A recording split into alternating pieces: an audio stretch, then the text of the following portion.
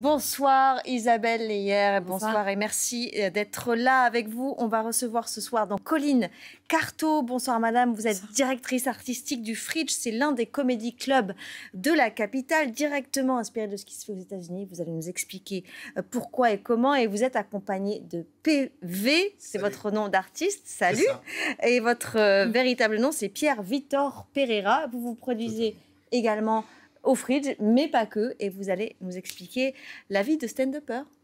Oui, alors déjà, rappelons que les festivals d'été sont lancés, mais il y a des spectacles à Paris, et donc parmi eux, les comédie clubs. Bon, vous savez, c'est ces plateaux où se succèdent des artistes qui viennent présenter leurs sketchs. Ça a été popularisé en 2008 par le fameux Jamel avec son Jamel Comedy Club. Depuis, se sont succédés d'autres artistes, par exemple Fari, Shirley Soignon, ou encore Kev Adams, qui a donc créé ce fameux Fridge. Colline Carto, Kev, quelle était sa motivation pour lancer ce comédie club ? Je crois que Kev a écumé les comédie clubs à ses débuts. Il a commencé quand il était assez jeune à brûler les planches parisiennes vers les 15-16 ans, et qu'il avait aussi envie de nous donner un nouveau souffle au stand-up, en tout cas un nouveau lieu, pour permettre à de jeunes talents comme lui, il l'a été à l'époque, avant de devenir la star d'envergure qu'il est aujourd'hui, leur donner leur chance. Et il a été très influencé par son expérience aux États-Unis, notamment à Los Angeles et à New York, dans les comédie clubs. Et il a voulu apporter ce côté américanisant au stand-up français. Alors c'est quoi ? Qu'est-ce qu'ils ont de plus, les Américains ? Qu'est-ce qu'ils savent faire de mieux en termes de comédie club ? Qu'est-ce qui vous inspire ? Je dirais qu'est-ce qu'ils ne savent pas faire, et en même temps, ils sont toujours en avance sur nous. Le stand-up aux États-Unis existe depuis de nombreuses années. Il acquiesce à côté de vous, on lui donne la parole juste après. Ouais. C'est vrai, les Américains, j'ai l'impression qu'ils ont toujours un temps d'avance, quoi. On a peut-être un temps d'avance sur d'autres pays aussi. Hein. Il y aura d'autres comédie clubs qui arriveront dans d'autres pays. Ils font on s'est inspiré de la France. Un jour, on est allé voir Kev Adams. Vous connaissez ? Non, on ne connaît pas. Qu'est-ce qu'il y a de spécial chez les Américains que justement vous avez absorbé ici en France ? New York est la mecque du stand-up, par exemple. Les États-Unis, c'est vraiment pays de l'oncle Sam, c'est le berceau du stand-up comme on le connaît aujourd'hui en France. Nous, on a eu beaucoup le théâtre, la comédie, mais avec la barrière du quatrième mur. Aujourd'hui, les codes ont changé, et les Français se sont inspirés, en tout cas la nouvelle génération s'est inspirée du stand-up à l'américaine. Un micro, on s'adresse au public, on y va, on est dans l'impro, et c'est ça qui a changé aujourd'hui. C'est que on sort du sketch, on s'adresse au public, on raconte sa vie comme le fait PV, et je vous propose tout de suite de regarder un extrait de PV sur scène. Allez. Un peu d'autre chose, je suis mannequin. Ouais. Il n'y avait rien de drôle. Rien de drôle. Il y en a qui m'ont vu dans une pub dernièrement ou pas ? Ah, c'est une carrière qui commence bien. Là, vraiment, j'ai joué dans une pub pour Euromillions dernièrement, et je devais dormir.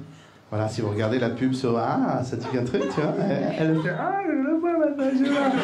Il avait les yeux fermés, du coup... Et du coup, pendant 2 jours, j'ai dormi. 2 jours de tournage, et j'ai dormi. Et un jour, la réalisatrice, elle vient me voir, elle me dit « PV, c'est super ce que tu fais. » J'ai dit « je me suis entraîné sur le rôle pendant quelques années. Je t'avoue que je sais bien dormir. » Est-ce qu'on conçoit, en fait, ce qui doit être difficile, c'est de sentir une salle, en fait, parce qu'il faut quand même beaucoup interagir avec elle. Vous savez pas sur qui vous allez tomber comment les vannes vont...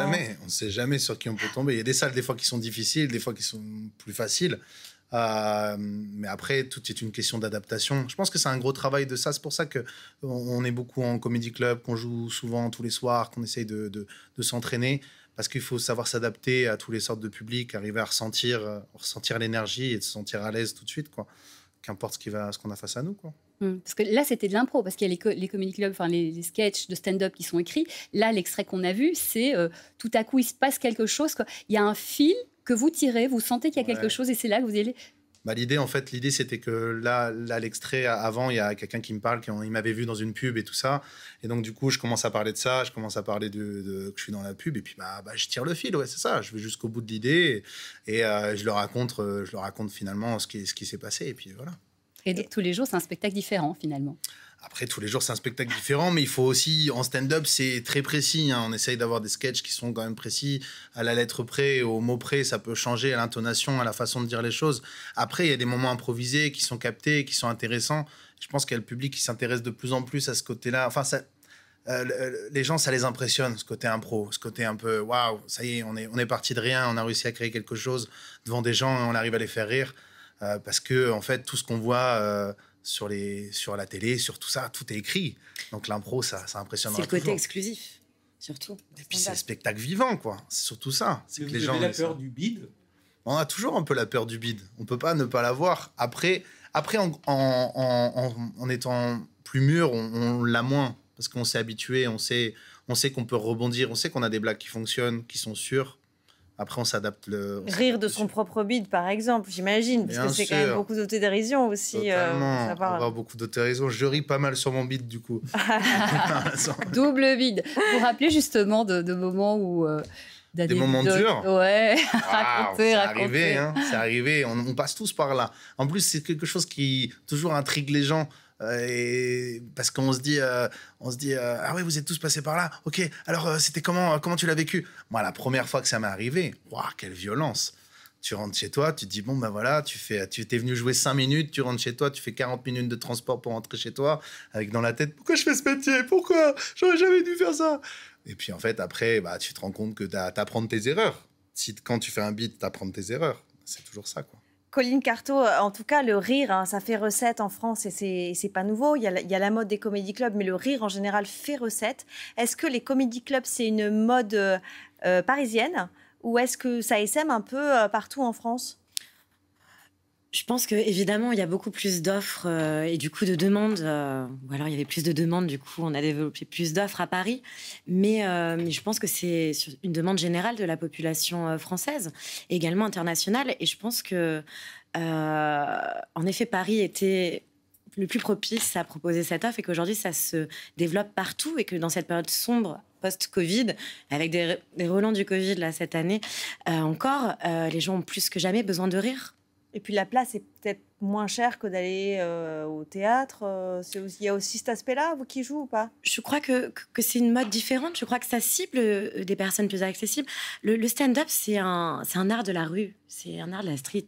C'est un message qui est différent. On fait passer des messages forts, mais avec une certaine familiarité, une accessibilité. Et le public s'identifie beaucoup au stand-upper à leur moment de vie. Et puis, il faut savoir qu'ils racontent souvent des anecdotes qui leur sont arrivées. C'est souvent vrai, donc c'est très réaliste, très profond. Et il y a un côté assez dépressif, c'est-à-dire qu'ils essaient de rendre joyeux des anecdotes qui ont été dures, des périodes sombres de leur vie, des choses qui ne sont pas toujours faciles, et ils essayent d'en rigoler. C'est quelque part un petit peu une thérapie pour eux, comme pour le public. Colline, donc il y aura des spectacles pendant tout l'été au Fridge. Tout à fait. On retrouve au Fridge autant des jeunes qui n'ont jamais trop fait grand-chose que des vedettes. Justement, c'est quoi la proposition du Fridge?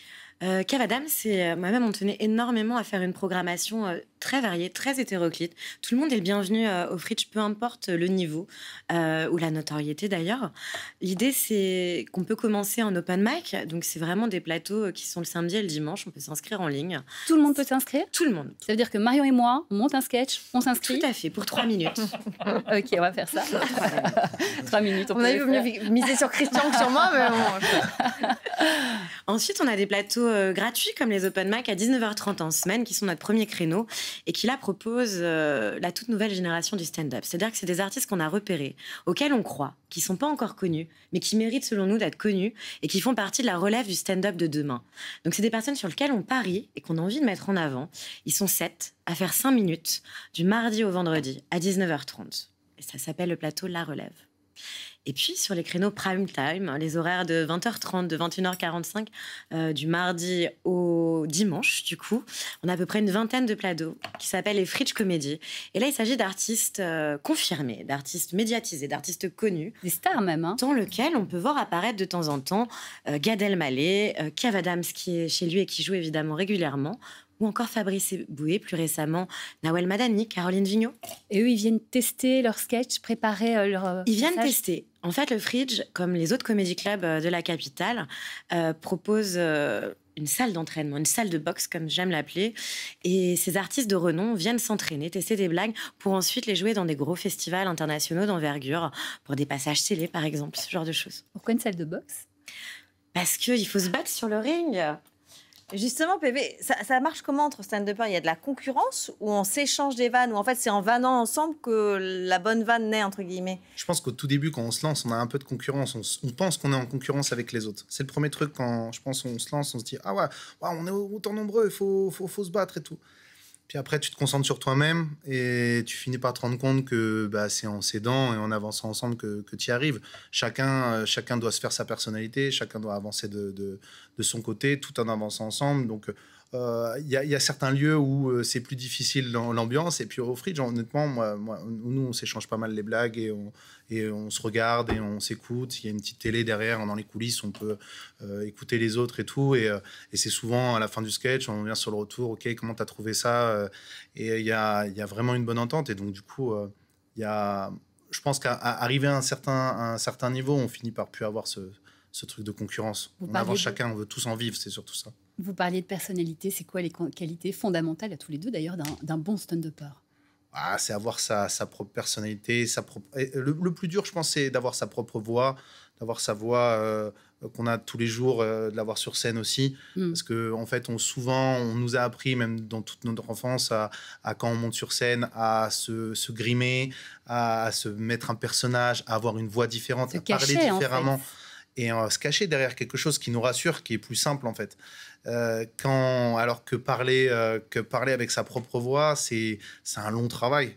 C'est arrivé, ça prend plusieurs années, et c'est arrivé à se remettre en question, la remise en question. Je pense que c'est le plus compliqué dans ce métier. Merci, on a appris plein de choses sur comment gérer un bide et comment se remettre en question. Merci beaucoup PV pour cette leçon d'humour. Merci Colline Carto pour cette découverte du Fridge. Merci Isabelle pour ces 2 invités culture du 23h.